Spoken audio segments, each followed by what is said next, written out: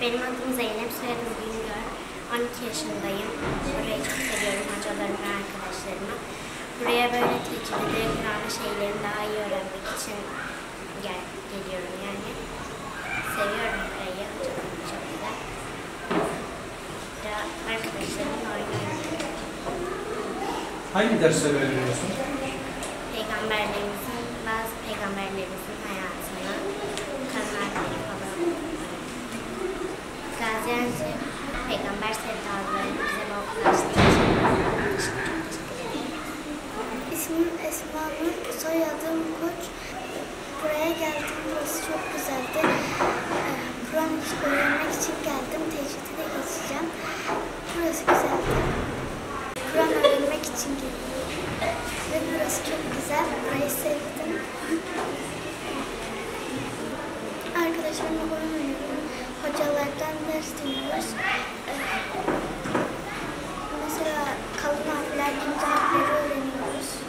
Adım Ali Hamza, 7. sınıf öğrencisiyim. Vicdan Ahmet Güner Ortaokulu'na gidiyorum. Burada öğretmenlerimiz bize Kur'an öğretiyorlar. Kur'an'a geçmeyenlere elifba öğretiyorlar. Burada öğretmenlerimiz bize çok yardım ediyor. Ve de her gün çeşitli aktiviteler yapıyoruz. Mesela her gün dışarıda top oynamaya gidiyoruz öğretmenlerle. Burası çok eğlenceli bir yer. Çocuklar eğleniyor burada. Çocukların gelmesi gereken bir yer hem de din, iman olduğu için. Burada bize abdest almayı öğretiyorlar mesela. Namaz kılmayı öğretiyorlar.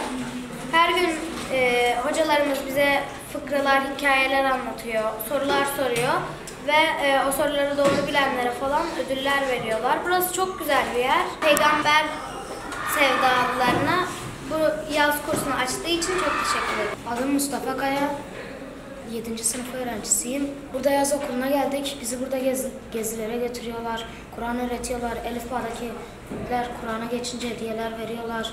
Arkadaşlarımızla top oynuyoruz.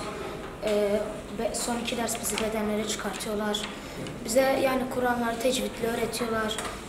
Elifba öğretiyorlar. Bir Kur'an bilmeyenleri de Elifba'yı geçiriyorlar, öğretiyorlar.